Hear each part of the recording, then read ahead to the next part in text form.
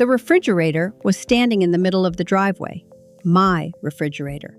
The old Kenmore, white, with the little dent on the left side from when Harold tried to move it himself in 2008 and dropped it against the doorframe. I had a photo of my grandson Tyler on a magnet right there on the door. He was 4 in that photo, missing a front tooth, holding a fish he'd caught, and looking at it like it was the most important thing that had ever happened in his life. The magnet was gone. The photo was gone. The door was hanging open. I had been at Sandra's for 2 hours. Afternoon coffee, lemon pound cake, the kind of Tuesday afternoon that costs nothing and feels like everything. I pulled into the driveway and sat in the car for a moment because I genuinely thought I was looking at the wrong house. I got out, walked over, looked inside the refrigerator. Empty. Completely empty. The kind of empty that hums at you. On the front porch, there were bags.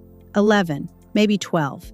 Paper grocery bags and 2 big black trash bags, all of them full. I walked over and looked inside the first one. My butter. Both sticks, unopened. The second bag. My strawberry jam. The one I'd made in July from Sandra's garden. 6 jars, sealed with the little cloth tops and the rubber bands. The third.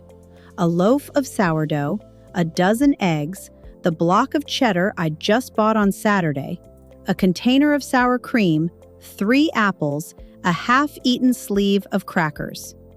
I stood there holding the crackers. Melissa came out the front door. She was wearing her workout clothes, the expensive kind, the kind that costs more than my first car, and she had her phone out, and she was looking at me the way a doctor looks at a patient who has just been told something important and hasn't quite absorbed it yet. "Mom, I know this looks dramatic." I looked at the crackers, then at her, then at the refrigerator in my driveway.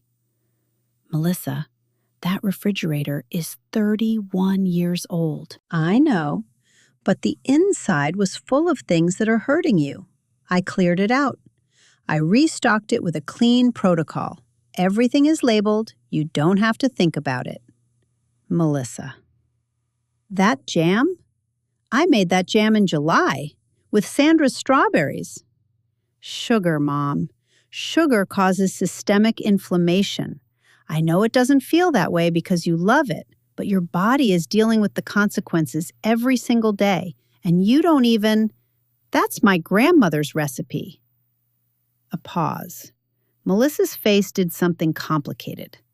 Not guilt exactly.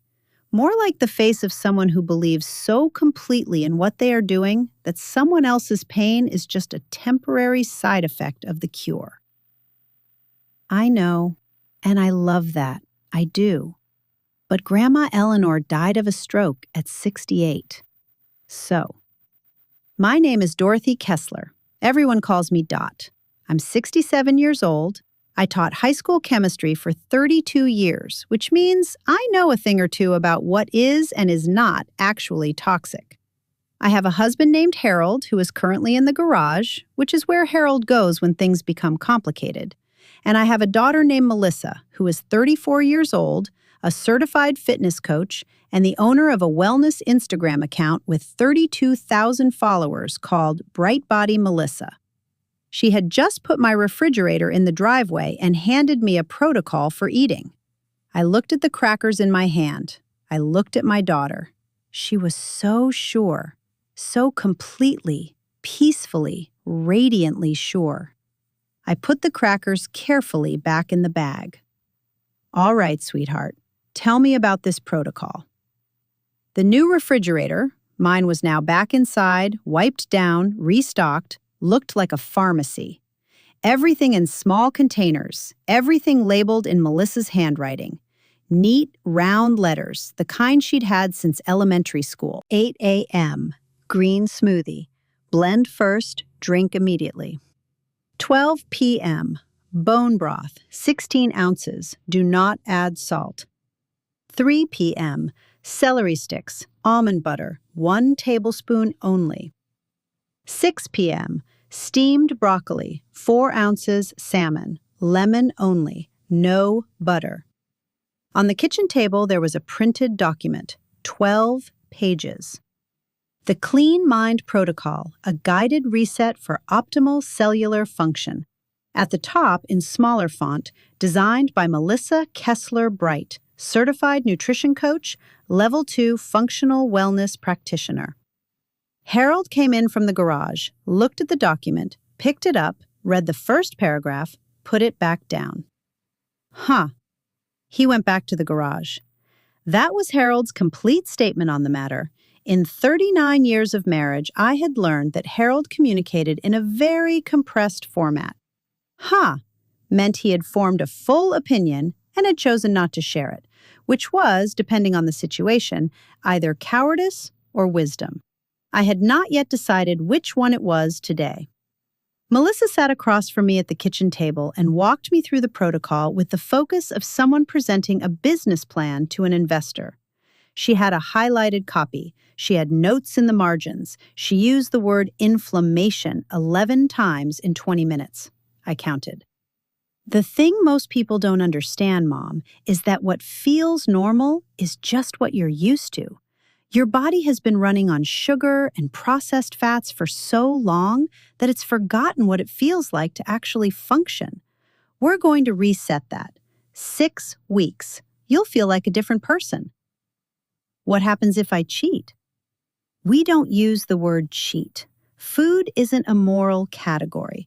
But if you deviate from the protocol, we just restart the reset clock. No judgment, just biology. And the jam. The jam is not part of the protocol, Mom. I understand that. I'm asking what happened to it. I disposed of it responsibly. I looked at her. She looked back at me with the calm of someone who has prepared for this conversation. The strawberry jam, Melissa. 6 jars. I know it's hard. Change is always... Sandra grew those strawberries. She brought them over in a colander. We spent an afternoon making that jam together. Her kitchen, then mine. We made 22 jars total. She has 11, I had 6, and we gave 5 to Louise next door because Louise's husband had just had his hip replaced and Sandra thought it would cheer him up. A pause. That is a very specific number of jars. I'm a chemistry teacher, sweetheart. I count things. Melissa looked at me. Then she made a note on her protocol document. I couldn't see what she wrote. Mom, I hear you. And I know this feels like I'm taking something away. But I'm doing this because I love you. Because I watched Grandma Eleanor die at 68, and I am not going to watch that happen to you. Okay? She reached across the table and squeezed my hand. Her eyes were completely sincere. That was the thing about Melissa that made this so complicated. She was not performing concern. She actually felt it. Every cell in her body believed that she had just done me a tremendous favor. I squeezed her hand back. I know you love me. Thank you for that. She smiled, relieved. I smiled back. Inside, very quietly, I was thinking, 32 years of teaching chemistry. 32 years of explaining to 16-year-olds that you cannot simply declare something toxic because you don't understand it, that evidence requires methodology, that correlation is not causation, that the dose makes the poison.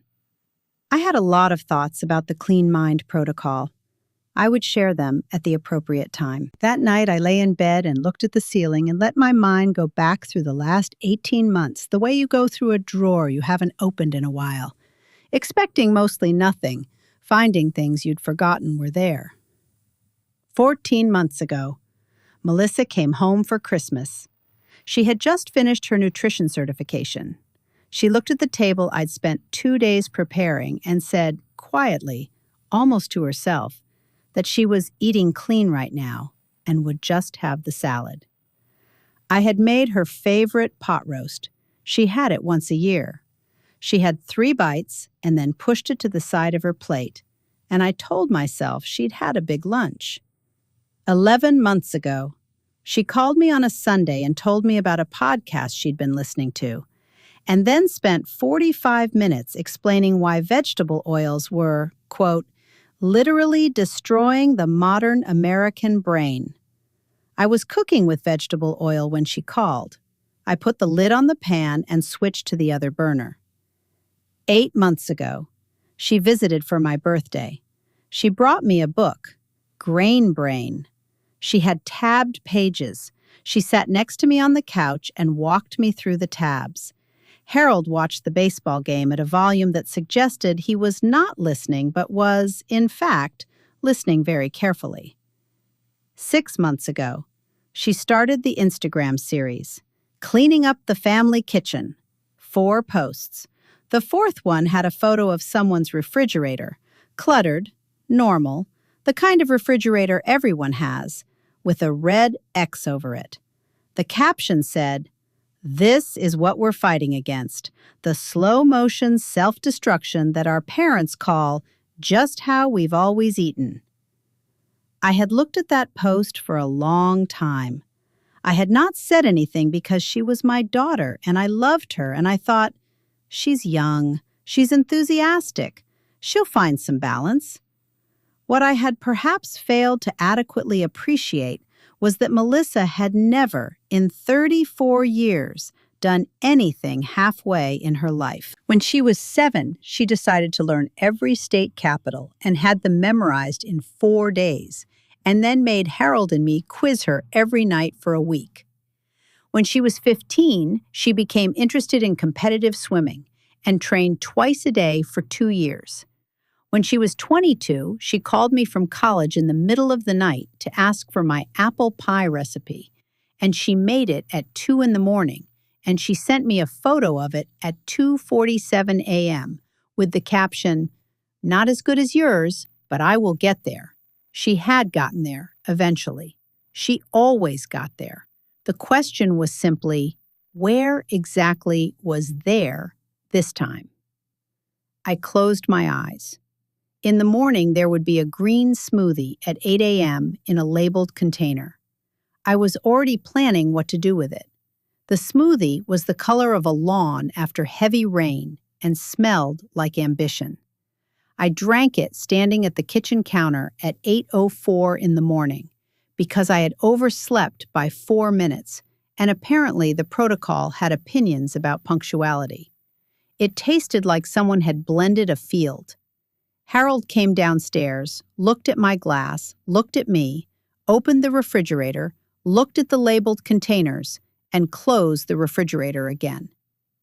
"What are you having?" "A green smoothie, 8 a.m., step 1 of the Clean Mind Protocol." Harold nodded slowly, the nod of a man buying time. "And what's in it?" "Spinach, kale, cucumber, celery, half a green apple, ginger, something called adaptogenic mushroom powder, and I'm quoting directly here, a scoop of plant-based collagen support." Harold looked at his shoes, then at the window. "I'm going to the garage." "Harold, it's 8 in the morning." "I have a thing." He had a thing. Harold always had a thing in the garage. In 39 years, I had never fully established what the thing was, but it was reliably present whenever the domestic atmosphere became, in Harold's private assessment, too atmospheric.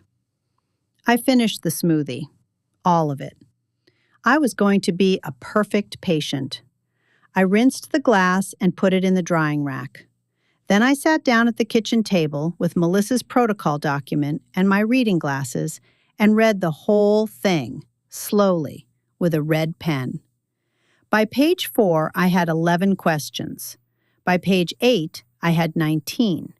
By page 12, I had 26 questions and one very specific note in the margin on the subject of the word toxins, and what that word actually means from a biochemical standpoint, which is quite different from how Melissa was using it. I put the pen down. I looked out the window at the driveway where the refrigerator had stood yesterday. All right, she wanted to play teacher and student. fine. I had been a teacher for 32 years. I knew how this worked. Mom, I just wanted to say, I'm really proud of you, Melissa called on day 3. I was standing at the kitchen counter eating my 3 p.m. celery sticks with exactly 1 tablespoon of almond butter and thinking about the block of cheddar that used to live in the refrigerator and currently did not. You're really committing. I can see it. I posted about you this morning. Just a little update, nothing identifying, and the response has been incredible. People are so inspired. What did you post? Just that I have a family member who's doing the reset. I called you my most important client. The comments are beautiful, Mom. People are saying it makes them want to call their own mothers. I took a celery stick. How lovely. And I wanted to ask, would you be open to me documenting this a little more? Like a mini-series? Mom's Clean Journey. Nothing invasive, just check-ins, before and after. I think it could really help people. I chewed the celery. It tasted like cold water that had once been near a vegetable. You want to document my journey. It would be so powerful, an actual real-life case study. 67-year-old woman transitioning to clean eating, guided by her daughter. Mom, it would be, the engagement alone. Let me think about it. Of course, no pressure. There was a brief pause during which I could hear her smiling. Oh, and Mom, I'm coming by Saturday. I want to check the protocol compliance and do a little kitchen audit, just to make sure everything is set up for your success. She said, your success, the way you say it to someone who has never previously succeeded at anything. I'll look forward to it. I hung up the phone. I looked at the celery. Then I called Sandra. She wants to document my journey. Sandra was quiet for exactly 2 seconds. How many followers does she have? 32,000. What are you going to do? I'm going to be the most enthusiastic wellness convert she has ever encountered in her professional career. Another pause. Then Sandra made a sound that was mostly exhale and a little bit laugh. Should I be worried? About what? I'm coming over. Bring your black cardigan. We may need it later in the week. The thing about being a chemistry teacher for 32 years is that you develop a particular relationship with precision. Words mean things. Toxin means a specific category of biologically produced poison. It does not mean ingredient I have decided to disapprove of. Inflammation is a measurable physiological process. It is not a vibe. I spent Thursday evening on my laptop, not on Melissa's protocol, on the actual literature. What I found was interesting, not because the literature condemned clean eating. It didn't particularly. Some of it was quite sensible. But the specific claims in Melissa's protocol, the ones stated as established fact, the ones with the authoritative tone of someone reading from a peer-reviewed paper, about a third of them were either oversimplifications, misattributed correlations, or, in 2 memorable cases, derived from studies that had been retracted. I made notes. Then I made a different kind of notes, the kind that were not about chemistry. I was going to become Melissa's most devoted student. I was going to take every single principle she had given me and apply it with the full, literal, uncompromising commitment that the protocol deserved.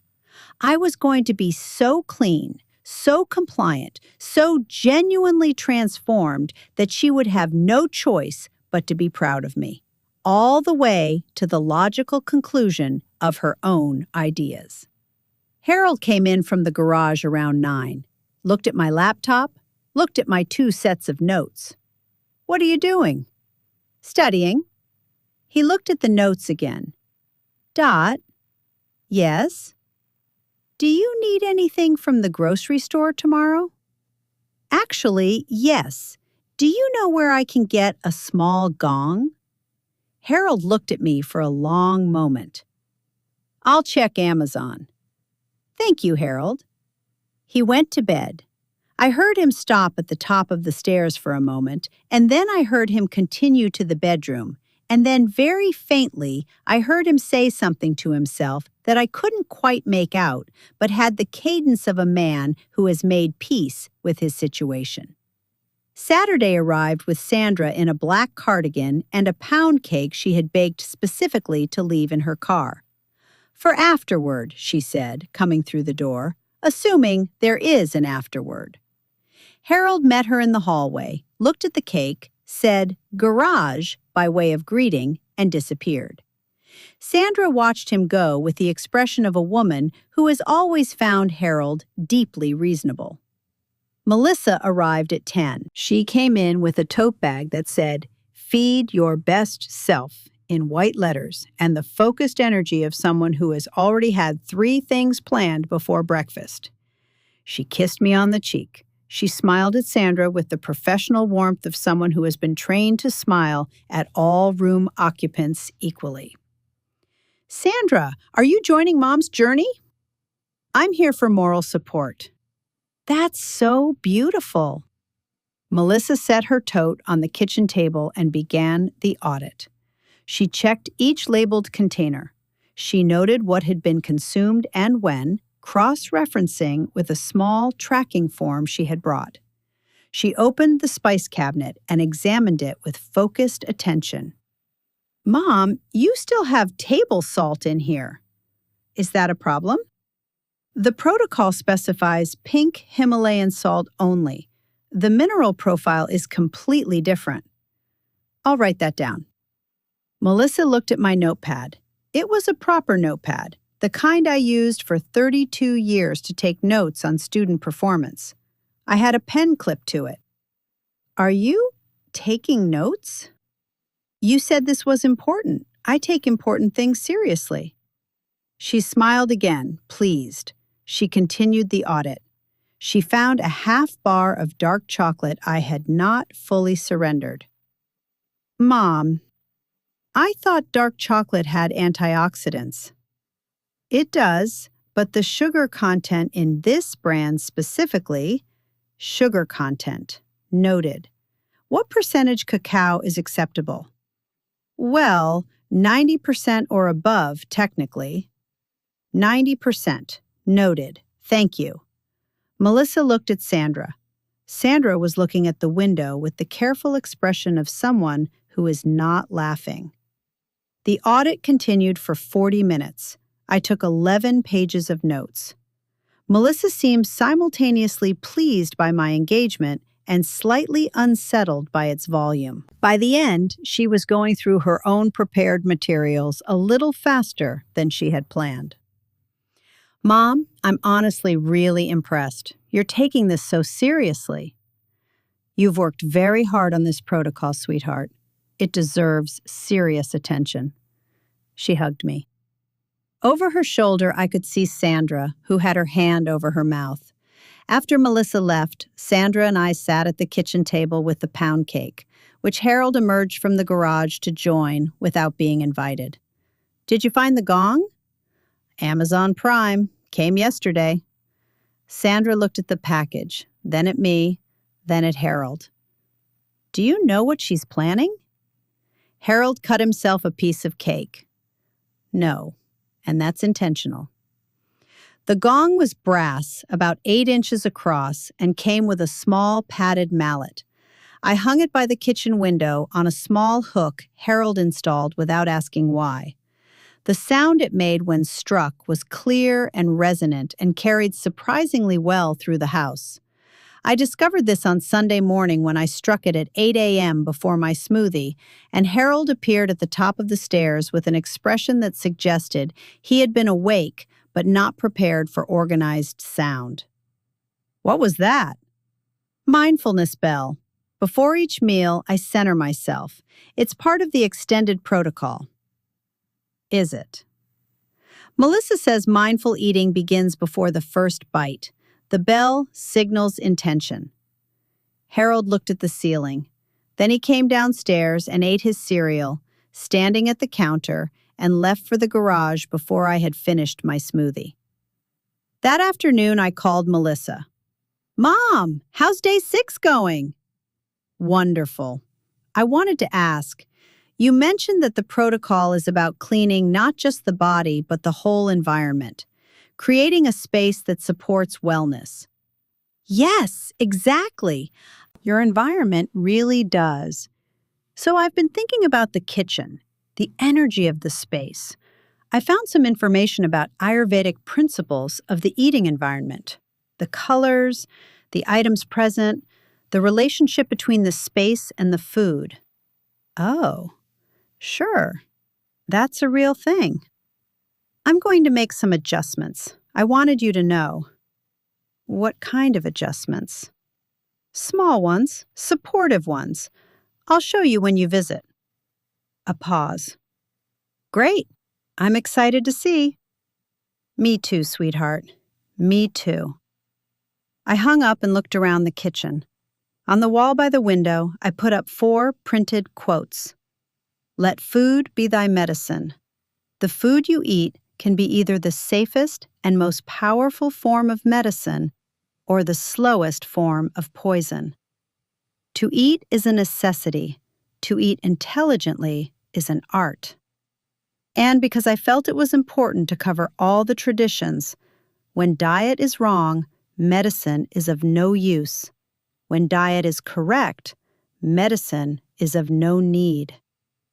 In the corner, I arranged what I described in the small, handwritten card I placed next to it as a wellness altar: a smooth stone, a small plant, a candle, and a laminated copy of the food pyramid, except the food pyramid I had printed was the original USDA one from 1992, which still had dairy and meat in their own categories, because I felt it was important to honor the full history of nutritional guidance.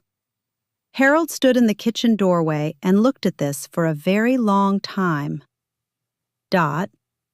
Yes?" "The stone. It's a grounding element, represents the earth energy of whole foods."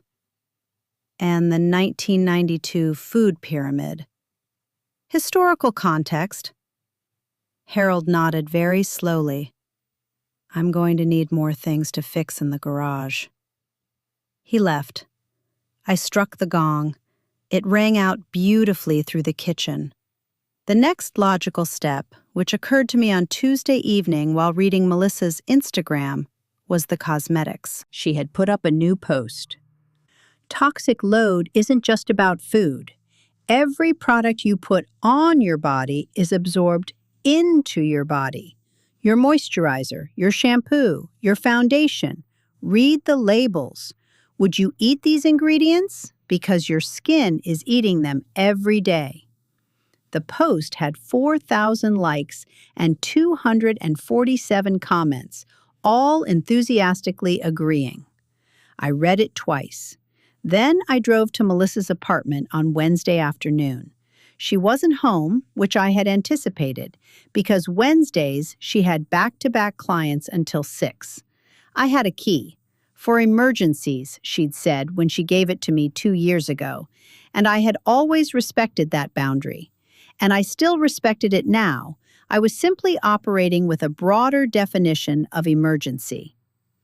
I sat at her kitchen table with a notepad and examined the products she had left on the bathroom counter. Moisturizer, parabens, dimethicone, synthetic fragrance. Foundation, titanium dioxide, talc, synthetic dyes. Shampoo, sulfates, silicones, polyquaternium 11. Perfume. I uncapped it and smelled it, and it was beautiful, which was almost beside the point. Synthetic musks, phthalates, benzyl alcohol. I wrote everything down. I left a note on her kitchen table. "Sweetheart, stopped by to drop something off. Couldn't help but notice your product labels while washing my hands. I've left some reading on the counter. Your body is a temple. Love, Mom. The reading was a printed document I had prepared, a 12-point breakdown of the synthetic ingredients in her specific products, with their chemical names, their common uses in industrial applications, and their regulatory status under the EPA. I had formatted it exactly like her Clean Mind protocol. Clean font, headers, numbered sections. I had titled it The Full Spectrum Approach, Extending Clean Living Beyond the Kitchen. At the bottom, I had added, in the same font she used for the inspirational quotes in her protocol, "You taught me that if something is toxic, we remove it from our environment. I'm a good student." Melissa called me at 6:47 p.m. "Mom, I got your note. Did you find the reading helpful?" "Mom, my products those are professional grade. They're the phthalates in your perfume are listed by the EU as endocrine disruptors. I included the citations." "I know what phthalates are." "Of course you do. You're a wellness professional." Silence. "Mom, what are you doing?" "I'm being a good student, sweetheart. You said the body absorbs what we put on it. I'm taking that seriously. I thought you'd be pleased." A very long pause. "I'll look at the reading." "Thank you. Oh, and the kale leather shoes?" "The what?" "The leather shoes. I was looking at some of the wellness content you follow, and several practitioners talk about the karmic and energetic burden of animal products in your immediate environment. Your brown boots, the ones you wore last week, those are full-grain leather. I'm not saying you need to throw them away. I'm just saying, you asked me to be aware of my environment. I'm being aware of your environment too, because I care." The silence this time was different. Longer, with a texture to it.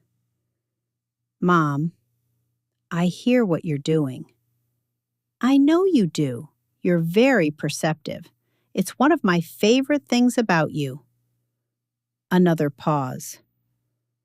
"Thank you." "Get some rest, sweetheart. Big day tomorrow." I hung up and struck the gong, even though it wasn't mealtime. It felt appropriate. Sandra called 10 minutes later. She had apparently been monitoring Melissa's Instagram stories. She posted a story. It says, "Wellness is a journey, and sometimes the people you love most surprise you." There's a thinking face emoji. Good. 17,000 people viewed that story in 40 minutes. Even better. "When is the gluten funeral?" "Saturday. I'll bring the black cardigan. Bring Louise, too. Louise has been very supportive since her husband's hip." The invitations were handwritten, which I felt was important. Sandra got hers on Thursday. Louise got hers on Thursday also, delivered with a small jar of the peach jam I had found in the back of the pantry behind the pasta. Melissa had missed it, bless her, as a gesture of appreciation for her attendance. I had also invited our neighbor Vernon Hogg, who lived 2 houses down and whose backyard grill was a neighborhood landmark, because I felt that a man who had spent 40 years cooking whatever he wanted deserved to witness this ceremony. The invitation read, "You are cordially invited to attend the celebration of conclusion for refined carbohydrates and glutinous substances. Saturday, 10 a.m., the Kessler front yard. Dress, respectful. Refreshments, compliant. Duration, as long as it takes. RSVP not required. Just come." Vernon appeared at my door Friday evening, holding his invitation and a 6-pack of something that was definitely not on the protocol. Celebration of conclusion. A send-off. For bread. For bread, pasta, crackers, and flour-based goods. Vernon looked at me for a moment. He was a large, comfortable man with the unhurried expression of someone who has never felt the need to perform urgency. Will there be a eulogy? I'm working on it. I'll be there. Should I bring anything? Just yourself, and perhaps dress in something dark. He looked at the six-pack in his hand. I'm going to leave this in Harold's garage for later. Harold would appreciate that. Saturday morning, I was in the backyard at 8:30 setting up. I had a folding table covered in a black tablecloth. On it, a cardboard box containing 1 loaf of sourdough bread, store-bought, protocol non-compliant, 2 packages of pasta, a box of crackers, a bag of flour, a package of cookies Sandra had contributed with quiet delight, and a bag of pretzels Vernon had added for the dearly departed. Sandra arrived at 9:50 in her black cardigan with Louise, who had brought a small bouquet of flowers she placed on the table without explanation. Harold came out of the garage at 9:58 and stood at the edge of the yard with his coffee. Vernon was already there, hands in his pockets, looking at the table with respectful attention. Melissa arrived at 10:13. She had not been invited, but I had mentioned it on the phone on Thursday. I'm doing a little wellness ceremony on Saturday. Come by if you're free. And she had said, a wellness ceremony? Sure, in the tone of someone who has given up trying to predict the next development. She stopped when she saw the black tablecloth, the bouquet, Sandra and Louise in their dark cardigans, Vernon looking solemn, Harold with his coffee. Mom, what is this? A funeral for gluten. I'm releasing these foods from my life with intention and ceremony. I read that ritualizing dietary transitions helps with psychological adherence. Several of your wellness colleagues recommend it. Melissa stood very still. Several of my... Where did you... Your podcast network, episode 44, I believe. Saying goodbye to foods that no longer serve you. I took notes. I stood at the head of the table. Sandra was biting her lip. Louise was holding her flowers. Vernon was looking at the ground with an expression of profound focus that was doing a great deal of work. I cleared my throat.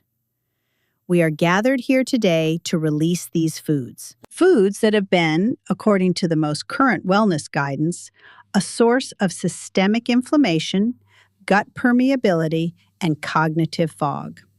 They were delicious. They were comforting. They were, in some cases, baked by people I loved. But we move forward. We move toward cellular clarity. We move toward, Mom, a brighter, more intentional relationship with our bodies.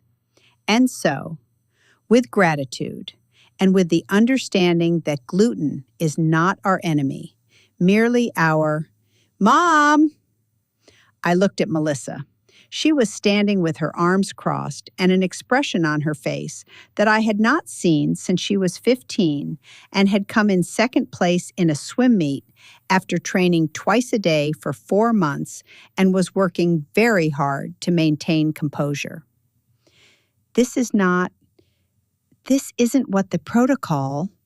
I'm following the spirit, sweetheart, the spirit of intentional release. The protocol doesn't say to hold a funeral. No, but you said I should ritualize my transition. I'm ritualizing. I've invited community support, which you also recommend. I've created a ceremonial space. I struck the gong this morning at 6:30 for preparatory mindfulness. 6:30. Mindfulness doesn't sleep in. Vernon made a sound. It was a short sound, quickly suppressed, but it existed. Louise put her flowers down and picked them up again. Sandra was looking at the sky. Melissa looked around at all of them, then at the box of bread and pasta on the black tablecloth, then at the small handwritten program I had printed. Yes, there was a program 2 pages, with a timeline and a closing reflection, which Sandra was holding with the careful reverence of a person at an actual funeral. Mom, I don't know whether to be. I don't even know what I. You said you wanted to document my journey. A pause. Yes. Well, document it. Melissa looked at me for a long moment. Then slowly, she reached into her bag and took out her phone. She filmed the eulogy. She filmed the moment I placed the box in the large compostable bag. She filmed Sandra presenting the flowers to the compostable bag as though the bag deserved them. She filmed Vernon, who at no point broke his expression of solemn respect. She filmed Harold, who was doing something with his coffee cup that required his full attention. When it was over, she stood on the lawn and looked at me. You know I'm posting this. I assumed. The comments are going to be, I know. She posted it that afternoon.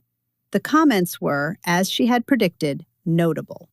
3,000 in the first 2 hours. They were roughly divided between people who found it profoundly moving, people who found it hilarious, and people who found it both simultaneously, and were tagging their own mothers. One comment, which received 412 likes, read, "Sir, this woman is operating on a level we cannot comprehend." Melissa screenshotted it and sent it to me without comment. I sent back a heart emoji. The seminar was called Bright Living, a Wellness Intensive, and it had been on Melissa's calendar for 4 months. She had mentioned it to me in passing. 60 attendees, a local yoga studio, 2 other coaches presenting alongside her, 3 hours of content. She was the opening speaker. Her segment was called Cleaning Up the Family Kitchen, Real Stories, Real Transformation. I was, she told me with genuine warmth, her centerpiece case study. I wore a linen blouse and brought my notepad.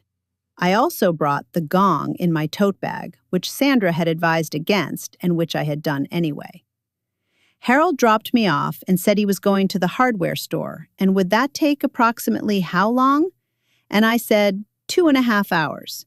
And he nodded in the way of a man making peace with his afternoon. Melissa saw me come in. She smiled. She waved me to the front row. There were 63 people in the room. Most of them were women between 40 and 65. Several of them recognized me from the Instagram posts. I could tell because they looked at me with an expression of delighted recognition, the way people look at someone they feel they already know. I sat in the front row with my notepad and my tote bag and smiled at all of them. Melissa's presentation was well made. She was a good speaker. She was confident and warm, and she knew her material, and she had a good slide deck. She talked about the Clean Mind Protocol. She talked about inflammation and gut health and the relationship between diet and cognitive function. She was compelling. She believed every word she was saying, and that belief came through. Then she got to the case study section. I want to tell you about my most important client. She's 67. She's my mom. Appreciative sounds from the room. She started the protocol 5 weeks ago, and honestly, she has become one of the most committed, engaged wellness students I've ever worked with. She took notes. She asked questions. She embraced every single principle I gave her. I was writing in my notepad. She even extended the protocol in ways I hadn't anticipated. She created a mindfulness practice around meals. The gong. Melissa paused. Yes, the gong. I strike it before each meal, and sometimes between meals for general mindfulness. Harold finds it clarifying. Several people in the room were smiling. Melissa continued. She really embraced the idea of environmental wellness, of extending clean living beyond just food. The cosmetics audit. Yes. I prepared a document for Melissa about the synthetic compounds in her own products. Since she teaches that the skin absorbs what we put on it, I thought it was important to apply that principle consistently. I included EPA citations. A woman in the third row said, "Oh my God," very quietly. "Your body is a temple. That's what Melissa says. I take that seriously. I believe in taking things seriously." Melissa stood at the front of the room. She was a professional. She was composed. She smiled. She's very thorough. 32 years of teaching chemistry. You develop habits. A woman near the back, 50s, friendly face, the kind of person who asks the questions everyone is thinking, raised her hand. "Yes," said Melissa. "I just want to make sure I understand. You audited your daughter's cosmetics, using her own content as the methodology." "Correct. Her post from October said that every product absorbed by the skin enters the body. I simply extended the analysis from my kitchen to her bathroom. The logic seemed consistent." The woman looked at Melissa. "You can't argue with that." Melissa opened her mouth, closed it. "The principle is, there's a difference between, sweetheart, would you like me to put the principle on the board? I have it in my notes." The room laughed, not unkindly, warmly, in the way of people who are watching something that is both funny and true. Melissa looked at me. I looked at her. She was her father's daughter in certain ways. She processed things internally. She didn't perform emotion when she felt it. She held very still when she was trying to decide what to do next. I recognized that stillness. I had seen it at swim meets. I had seen it at 2 a.m. over a crooked apple pie. "My mom, she keeps me honest."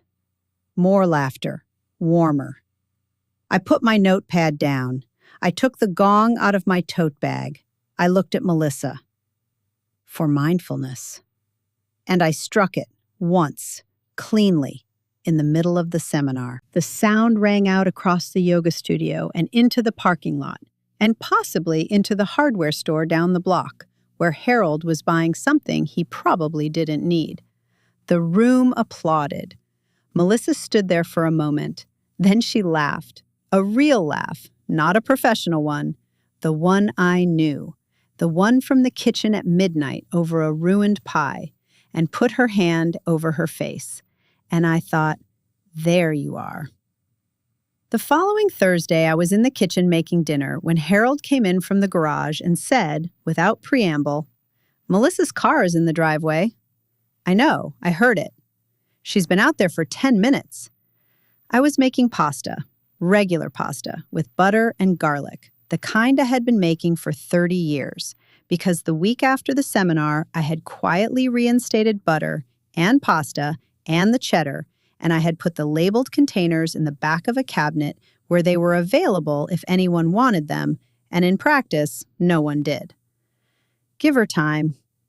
Harold sat at the kitchen table. He had his coffee. He looked at the pasta. He looked at the door. 12 minutes later, it opened.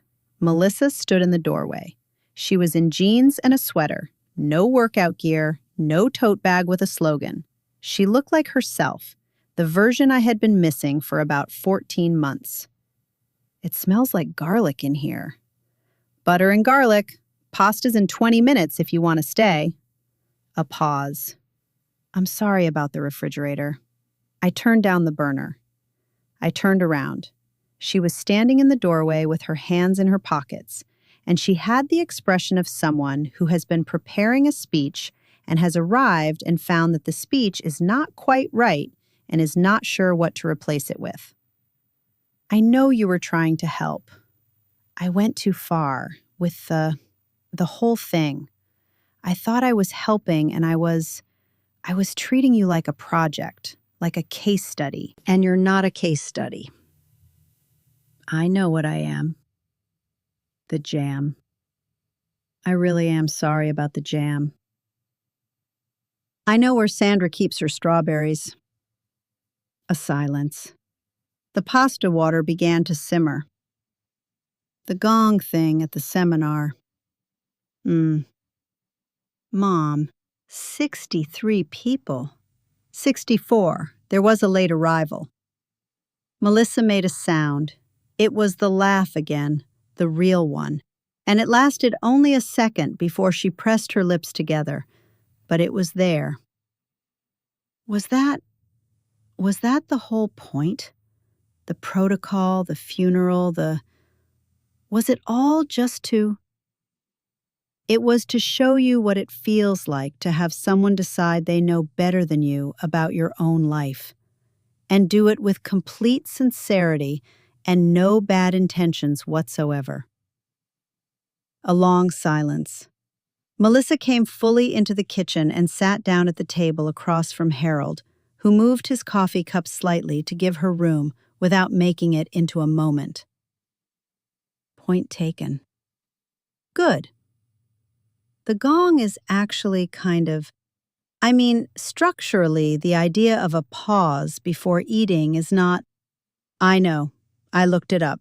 Some of the mindfulness literature is quite solid. Really?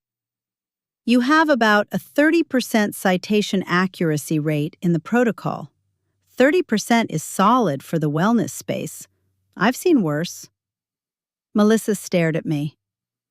Did you actually read the citations? I taught chemistry for 32 years. I read everything with citations. A pause. Oh my God. You were never just going to do the protocol. Of course not. But I did drink the smoothies. All of them? All of them. They were genuinely awful, by the way. Yeah, they kind of were. I turned back to the pasta. Harold refilled his coffee. Melissa sat at the table and didn't move toward the door, which was its own kind of answer. Dad, what do you actually think about the clean eating thing? Harold considered this with appropriate gravity. My father ate bacon every morning, lived to 89, never heard of a smoothie. Is that a real thing, or is he... It's a real thing. Frank Kessler. Bacon, black coffee, the newspaper, and then whatever your grandmother put on the table. 89 years, sharp until the end. That doesn't mean... No, it doesn't mean anything by itself. Single data point, no controls. But it means that the relationship between diet and outcome is genuinely complicated, and that anyone who tells you they have it fully figured out is probably selling something. Melissa was quiet for a moment. Are you saying my whole career is... I'm saying your career is built on something real. Movement matters. Vegetables matter. Reducing processed food intake has genuine evidential support. The 30%. The 30%.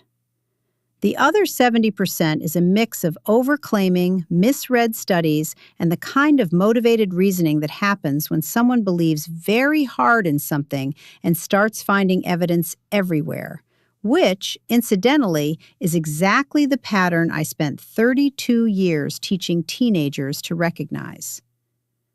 Melissa sat with this. So you're saying I'm like a teenager who found a thing to believe in. I'm saying you're exactly like me at 34. I believed very hard in things too. Some of them were right. Some of them I had to revise later. That's how it works. The pasta was nearly done. Harold got up and set the table without being asked, which he did maybe 4 times a year and always at the right moments. Melissa watched him do it. The refrigerator, Melissa? Yeah? Stay for dinner. That night, after Melissa left, I found a new post on Bright Body Melissa. No photo, just text. Spent the evening at my mom's. Pasta, butter, garlic bread. Yes, gluten.